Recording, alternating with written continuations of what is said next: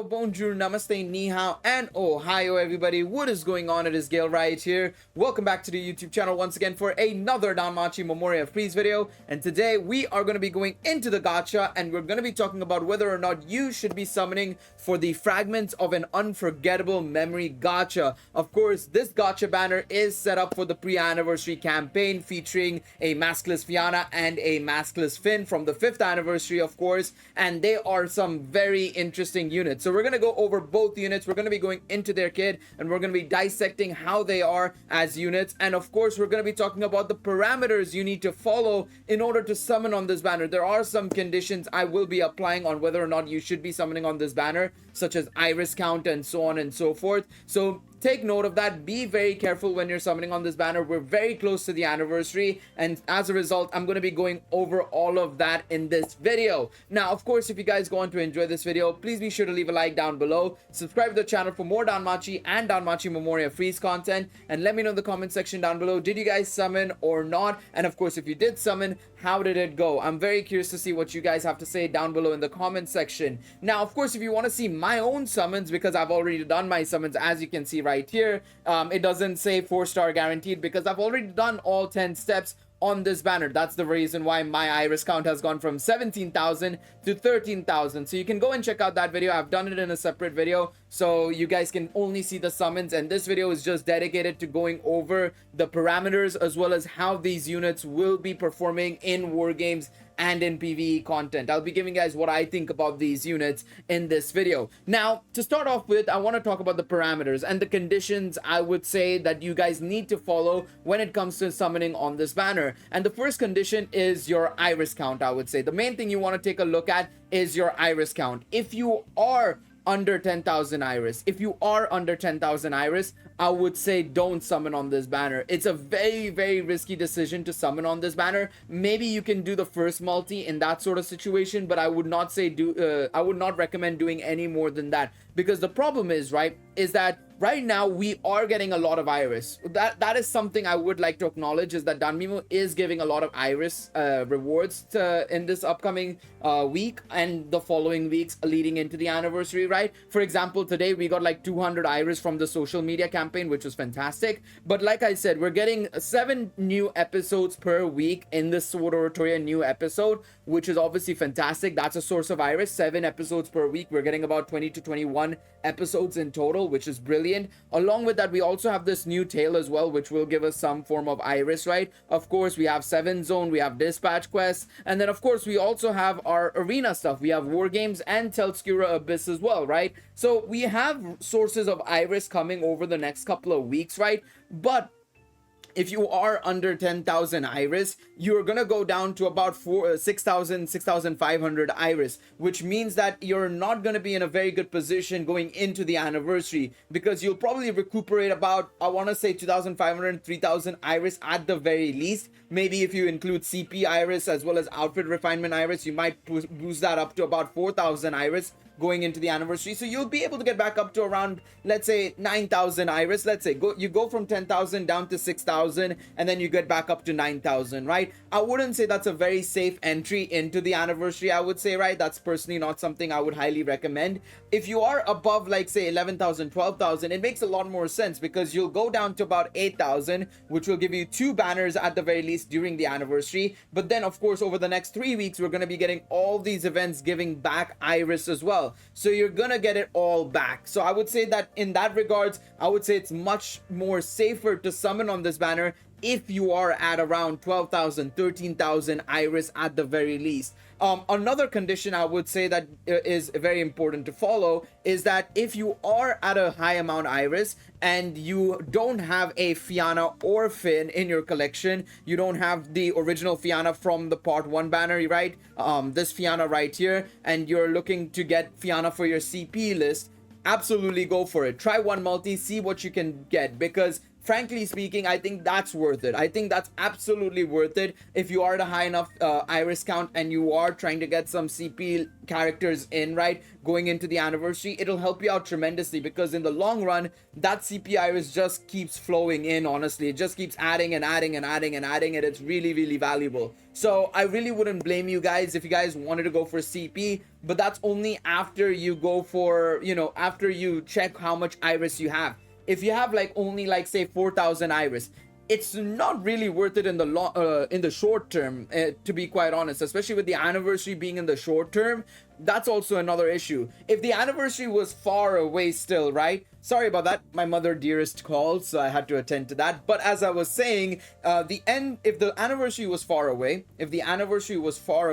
then sure, I would have said that, you know, going for the CP iris, even if you're at a low iris count, makes sense. But, you know, if you're a new player, you are very close to the anniversary, it's not really that worth it. It is not really that worth it in the short term, unfortunately. So these are some things I would probably say to look out for when you're deciding on whether or not you want to summon on this banner. Now, let's talk about the units themselves. We've talked about the conditions and everything long enough. Let's talk about the units themselves. So let's go into the gacha details and let's see what these units are capable of doing. So first and foremost, let's look at Heroic Track's Fianna, who is a wind physical attack type unit. Now, her stats are pretty decent. If you take a look at her stats, right, she's got a good amount of agility, very good at dexterity as well. I think this is one of those units that actually surprisingly has a good amount of both dexterity and agility. Usually, when you look at some of these units recently, right, I feel like they're very one-sided towards agility or very one-sided towards dexterity. I feel like Fianna has a good blend of the two. Her strength stat is also pretty decent at 2189. So overall, not a bad start with the stats. Now, if we take a look at her special arts, right? Let's take a look at the special arts first and foremost.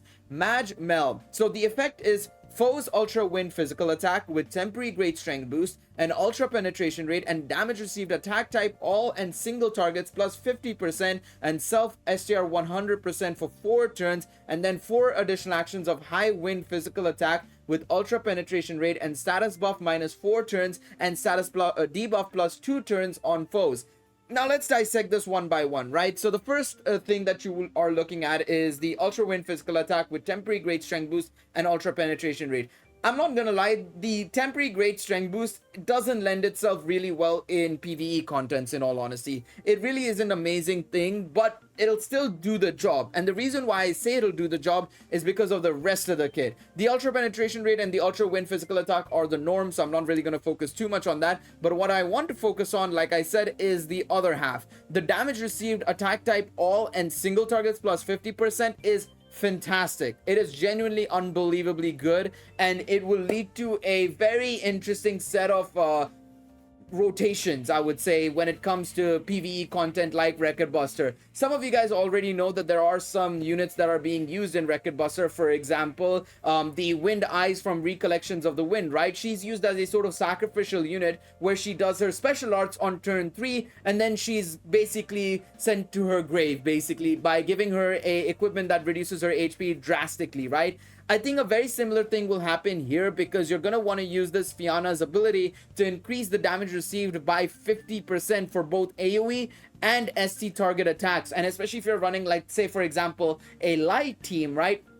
Let's say you're running a light team. You have to look at the units you're using. You're using a Bell that gives AoE attacks on his special arts, right? And his first and second skill. You have Fianna, who also does AoE attacks on her special arts. And then you have Finn, who does single target attacks on his special arts. So frankly speaking, you want to try and get the best of the both worlds, and this Fianna will actually help towards that. So that's really good. The rest of her kit is also pretty solid. I would say the STR 100% for self is really good, and then the 4 additional actions giving high wind physical attack with ultra penetration rate, and then reducing the amount of turns the opponent's buffs are available, as well as the status debuffs extension, is really solid. So very, very good PvE unit in terms of being a great sacrifice from the special arts alone. I can already tell you that much for free. She's going to be great as a special arts option for most teams, in all honesty, especially hybrid teams that run like AoE and single target attacks basically at the same time. Now let's take a look at her combat skills, because this is where it's going to be very interesting for war games more so, as well as to a degree also PvE content, but primarily war games, I would say. So if you take a look at the combat skill, the first one is in particular, Saint's Inspiration.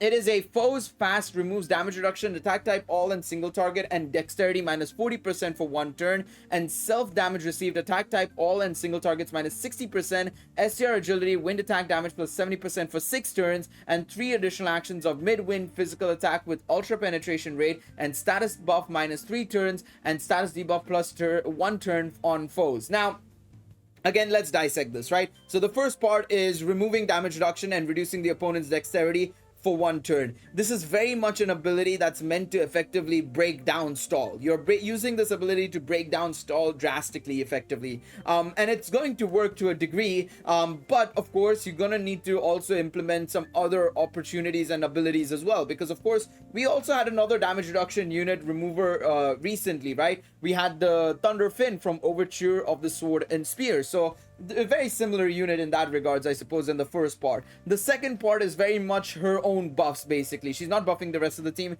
it's her own buffs. The reduced damage from AoE and single target attacks by 60%, and then obviously giving herself STR agility and wind attack damage is going to be great. Now, the agility is a little bit because of course, like I've been saying for a very long time, these fast buffers that increase their agility turn 1, frame 1, kind of are vulnerable, because you run into a situation where, you know, if you're facing a Bell and Ryu gacha unit, or if you're facing the Vesta unit, right, the units that will strip away your agility buffs, it's going to be a bit problematic, I would say. So that's something to bear in mind. The additional actions are yet again, I would say, a ability where you're meant to use it to break down stall. The opponents will reduce their status buffs by 3 turns, and then of course you're extending their status debuffs by 1 turn as well. So basically, like I said, this is very much an ability that you're going to be using primarily to break down stall. So that's something to bear in mind. It's not amazing for PvE, to be quite honest. Well, I stand corrected, I should say.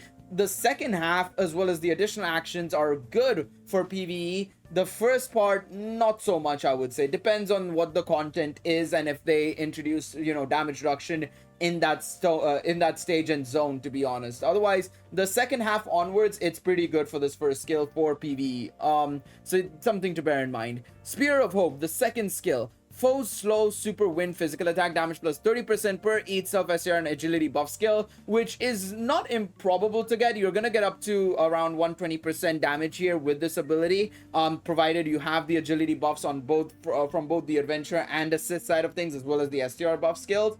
But again, with the probability of your agility buff getting removed by 1 unit or another, that ability kind of gets a little bit more trickier to implement, in all honesty.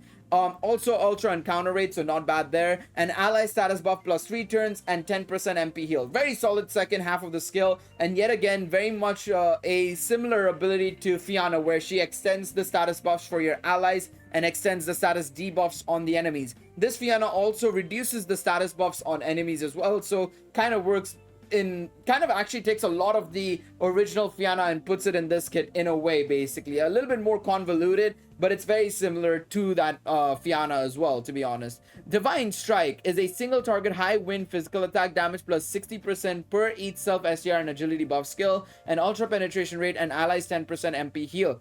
240% damage from the third skill is really strong. It is only high, but high plus 240% is still very strong, I feel. So that's really, really good. I really, really like that. That's a really good third skill from Fianna.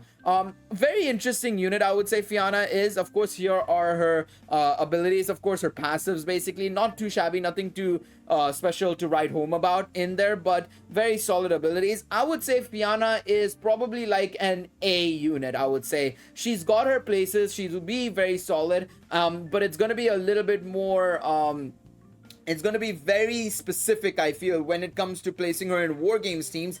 That being said, though, like I said, I think in terms of Record Buster and other forms of PvE content with that special arts, right, I think it's going to be very interesting to see how people use her. I feel like that 50% is nothing to scoff at, in all honesty. That is going to be really, really good, in all honesty. I think that's going to be really, really good. So keep that in mind. That Fianna can be good in certain positions. In fact, the next time we get Record Buster, I might try and use her. Expect to see her in the team in the next Record Buster. I want to try out something with her. Let's move on to Finn, shall we? Courageous tracks Finn. Of course, a earth physical attack type unit, as you can see by the aura right there. A lot of people get confused by the aura. A dark brown is earth. Yellow slash, very bright yellow is obviously light. And then if it's jagged yellow and it's a little bit more lightning slash thunder based, of course, that means it's a thunder unit. So keep that in mind. A lot of people tend to get confused by the aura a little bit. Now, if we take a look at the stats, right, as you can see right there on the top of your screen, it is about 2,191 for strength, which is not bad at all, but very much agility focus in comparison to Fianna, who's a little bit balanced with both dexterity and agility. Finn, on the other hand, is pure agility. Very, very fast unit. Dexterity a little bit lower, but the agility definitely makes up for it for sure. Let's take a look at the special arts first and foremost. Tern Gear? I'm so sorry, I'm messing it up. Of course, both Fianna and Finn are based off Irish folklore, so a lot of their abilities are pretty much based on that effectively. So keep that in mind.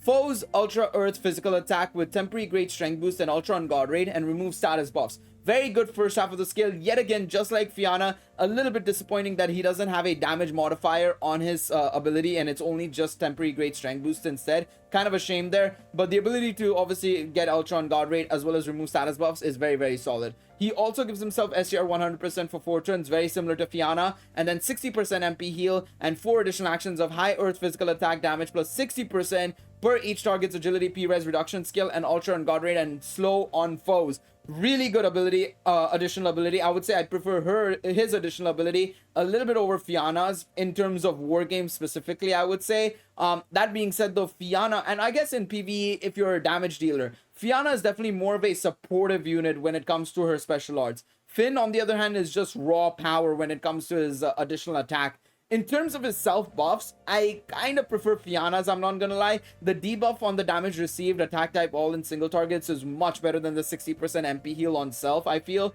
But that doesn't change the fact that it can help in the long run, especially if he's very MP hungry. Which, to be fair, I'm not gonna lie, Finn isn't that MP hungry. I don't know why they didn't give him something else, because he isn't that MP hungry, and you could easily get away with, using like a Haruhime or Lazar, for example, right, who can restore MP for these characters. So there's something to bear in mind there, to be honest. So that's my personal feeling towards that. So not bad special arts, really good additional effect.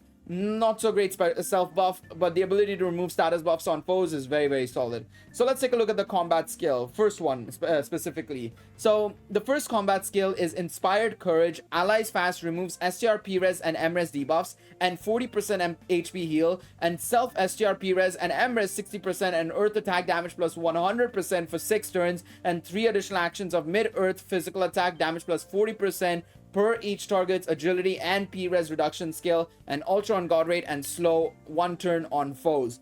Okay, let's dissect this because there's a lot happening here. So first and foremost, removes STR, P-res and M-res debuffs. Again, this is very much inclining him towards stall already, because you're basically ensuring that you're surviving effectively. Along with that, he gives a 40% HP heal to all allies. Very, very good there. Very good skill. He also gives himself P-res and M-res 60%, as well as earth attack damage plus 100%, which is really, really good.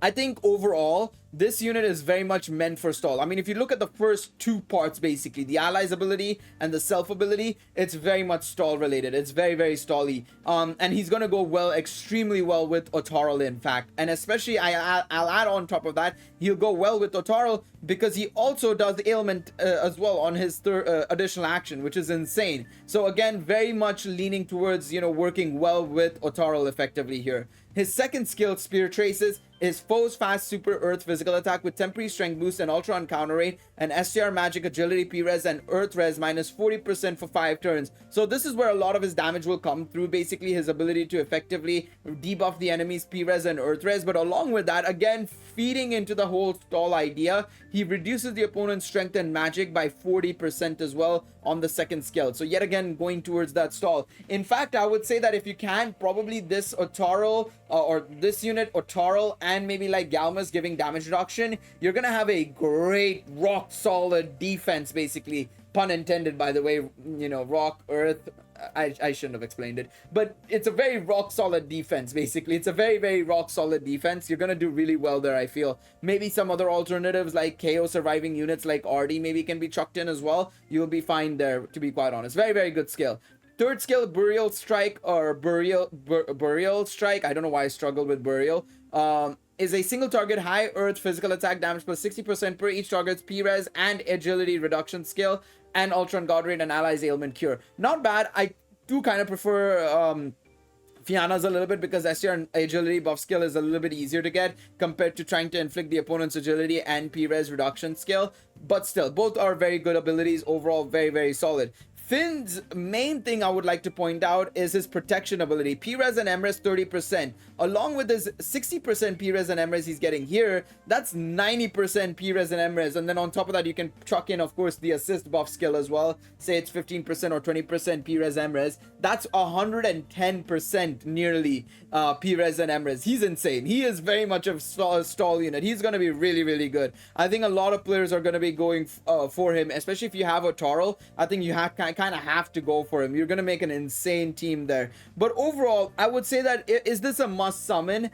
I can probably tell you guys that it's not really a must summon. I mean, especially depending on what they do for the anniversary, which we should expect they will be power creeping the current generation of units, right? I think we're gonna see these units also kind of slowly fade away into obscurity as the anniversary progresses. I think at the start of the anniversary, they will seem extremely strong. However, as we progress through the anniversary, I think that there is a very good chance that, you know, Finn will slowly die out, so will Fianna. So that's something to bear in mind. So be very careful while you're summoning. Personally, outside of collection, I probably wouldn't be summoning that much. Maybe I would do a multi or two to try and see if I can get the guaranteed, and maybe I can get both in one multi or something. But beyond that, I wouldn't necessarily risk it that much. So I would probably say, is this a should you summon? No, it's not a summon worthy banner necessarily all the way. If you don't have to, it's very conditional. This banner is probably one of the most conditional banners, and usually banners around these times always are very conditional on the fact of, you know, how much iris you have, do you have the right units to fit with these units, you know, and so on and so forth. It's a very complicated situation when it comes to summoning on this specific banner and the banners that appear around these times. Thank you guys so much for watching this video. Hopefully you enjoyed it, and hopefully you guys got an understanding of how these banners work, and of course whether or not they're worth summoning for. Of course, if you enjoyed this video, remember to leave a like down below, subscribe to the channel for more Danmachi and Danmachi Memoria Freese content, and I will see you guys in the next one. Take it easy, everybody. Bye bye.